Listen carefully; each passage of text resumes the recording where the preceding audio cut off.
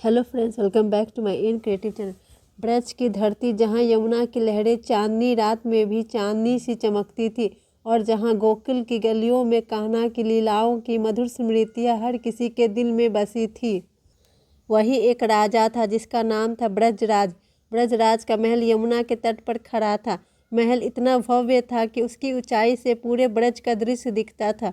पर कहते हैं ये महल जितना सुंदर था उतना ही रहस्यमयी। ब्रजराज अपनी प्रजा से बहुत प्रेम करता था, पर महल के एक हिस्से में एक गुप्त कक्ष था जहाँ कोई भी जाने की हिम्मत नहीं करता था। उस कक्ष की कहानियाँ सुनते ही लोग सिहर उठते थे। कहते हैं कि वहाँ एक अदृश्य खजाना छिपा है जिसे केवल सच्चे दिल वाला ही पा सकता है। पर राजा ब्रजराज खुद भी उस खजाने को नहीं छू सका। वह जानता था कि उस खजाने के रहस्य को खोलना सरल नहीं था, इसीलिए वो हमेशा उस कक्ष की चाबी अपने पास रखता था।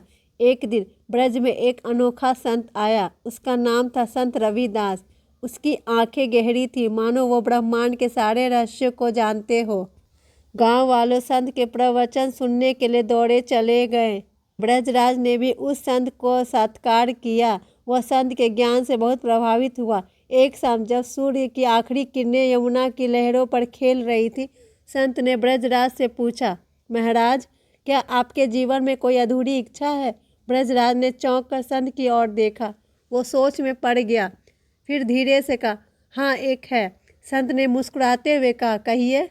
ब्रजराज ने गहरी सांस ली और कहा, महल में एक गुप्त खजाना है। मैंने उसकी रक्षा की है, पर कभी उसकी रहस्य नहीं समझ सका।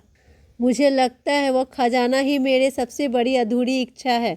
संत ने एक पल के लिए मौन साध लिया, फिर बोले, महाराज, क्या आप जानते हैं कि खजाना छूने के लिए क्या आवश्यक है?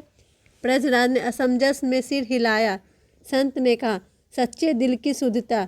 राजा ने कहा, पर मैं तो वर्षों से प्रजा के लिए अच्छा करता आया हूँ, मेरा दिल सच्चा ही तो है। संत ने हंसते हुए कहा, सच का दर्पण आपके कर्मों में दिखता है। कभी कभी हम अच्छे कार्य करते हैं, पर उनके पीछे छिपी नीयत सच्ची नहीं होती। ब्रजराज का चेहरा गंभीर हो गया। संत ने सुझाव दिया, चलो उस कक्ष को खोलने का प्रयत्न करते हैं, पर याद रखना केवल सच्चा हृदय ही खजाने की शक्ति को सह सकेगा। रात घनी हो चुकी थी। चांदनी महल की दीवारों में चूम रही थी। संत और ब्रजराज उस गुप्त कक्ष के सामने खड़े थे। कक्ष का दरवाज़ा विशाल भयावह था। ब्रजराज ने कांपते हुए हाथों से चाबी निकाली। दरवाजे की जंजीरों खोलते ही एक ठंडी हवा का झोंका बाहर निकला। कक्ष के अंदर गुप्त अंधेरा था। संत ने ब्रजराज को आगे बढ़ने का इशारा किया। राजा धीरे धीरे अंदर गया। दीवारों पर प्राचीन चित्र थे जो युद्ध, प्रेम और विश्वासघात की कहानियाँ सुनाती थे।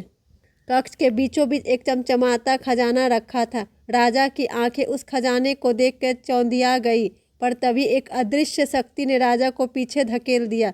ब्रजराज घुटनों के बल गिर पड़ा। उसकी आंखों में दर्द और असमंजस था। क्यों, मेरा दिल तो सच्चा है, उसने कहा। संत ने पास आकर कहा, सच्चे दिल की पहचान खुद को ठगने में नहीं। राजा, क्या तुमने कभी अपने कर्मों को गहराई से देखा है? ब्रजराज ने असहाय होकर सिर झुका लिया। तभी संत ने अपनी आंखें बंद कर ली। एक रोशनी सी प्रकट हुई और पूरा कक्ष मगा उठा। संत ने कहा, जो अपने दोषों को स्वीकार करता है वही सच्चा हृदय धारण करता है। राजा की आंखें भर आई। उसने अपने अहंकार और अधूरी इच्छाओं का बोध हो गया। उसने संत के चरणों में गिरकर क्षमा मांगे। संत ने उसे उठाया। ब्रजराज, खजाना तुम्हारा ही है, पर इसे पाना तुम्हारे भीतर के सत्य को पहचानने पर निर्भर है। राजा ने फिर से खजाने की ओर देखा।